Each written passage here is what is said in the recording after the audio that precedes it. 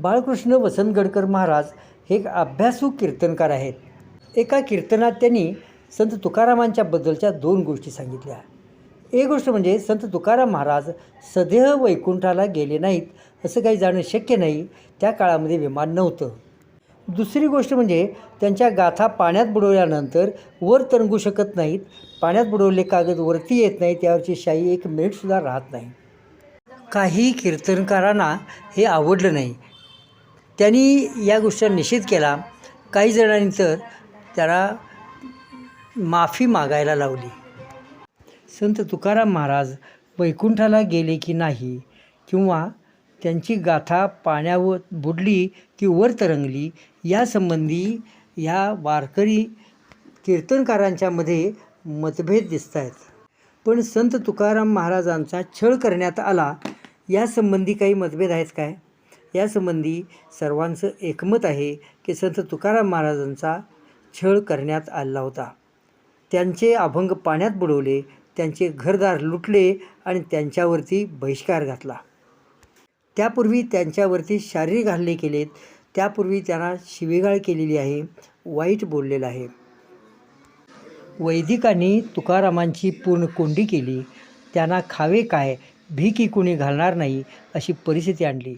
ही परिस्थिती समाजात मानाने जगणाऱ्या, तालेवार, प्रतिष्ठित, प्रामाणिक, कष्ट करून जगणाऱ्या पण विद्वान, हुशार अशा माणसावर आणली. त्याचं कारण काय?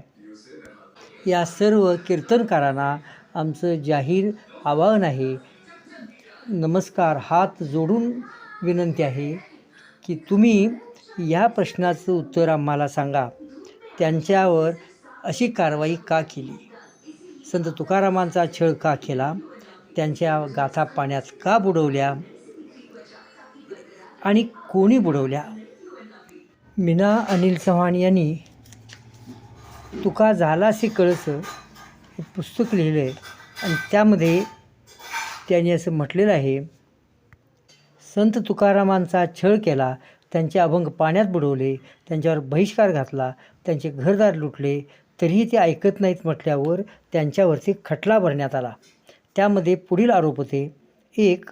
तुकाराम शूद्र आहेत, त्यांना वेदांचा अधिकार नाही, असे असताना त्यांनी वेदांचा अर्थ प्रकट होईल असे लेखन केले. 2.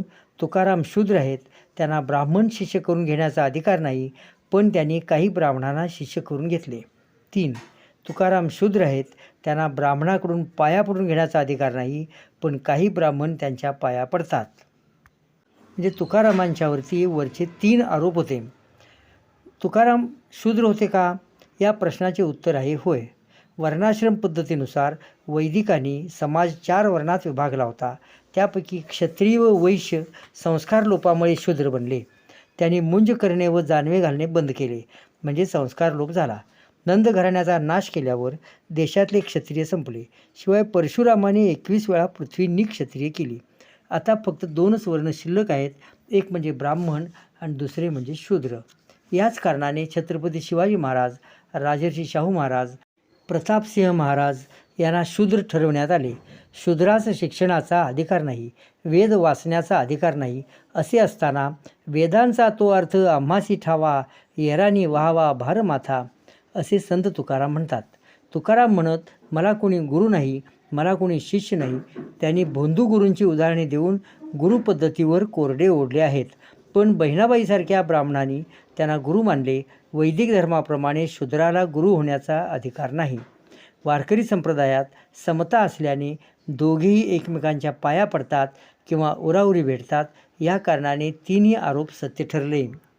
त्या काळात आदिलशहाचा मुस्लिम अंमल असला तरी हिंदूंचे कज्जे खटले. हिंदू म्हणजे ब्राह्मणापुढे आणि वैदिकांच्या कायद्याने चालत. या खटल्यात संत तुकारामांना खुलासा करण्याची संधी मिळाली नाही. मनुस्मृतीच्या 10.96व्या श्लोकात म्हटले आहे, जो जातीने अधम असताना लोभाने वरच्या जातीची कर्मे करून जीवन व्यतीत करतो, त्याचे सर्व धन राजाने जप्त करावे आणि त्याला आपल्या राज्यातून ताबडतोब हाकलून द्यावे. मनुस्मृतीमध्ये 2.10 व 2.11व्या श्लोकात बहिष्कारासंबंधी नियम सांगितला आहे. जो वेदनिंदक, नास्तिक, द्विज तर्कशास्त्रांच्या आधारे वेद आणि स्मृती यांची चिकित्सा करेल, त्याच्यावर सज्जनांनी बहिष्कार घालावा. शूद्र विप्रांना धर्मोपदेश करू लागला तर त्याच्या तोंडात व कानात तापलेले शिसे ओतावे. 8.272व्या श्लोकामध्ये म्हटलेलं आहे. मनुस्मृतीमध्ये शूद्रांना दिलेल्या शिक्षा आणि संत तुकारामांना दिलेल्या शिक्षा याच्यामध्ये एक साम्य दिसते. संत तुकारामांचा छळ करणारे वैदिक आहेत, ब्राह्मण्यवादी आहेत, चातुर्वर्ण्याचं समर्थन करणारे आहेत. त्यांनीच यापूर्वी संत ज्ञानेश्वरांचा छळ केला आहे, संत एकनाथांचा केला आहे आणि सर्वच वारकरी संतांचा छळ केलेला आहे, त्यांना त्रास दिलेला आहे.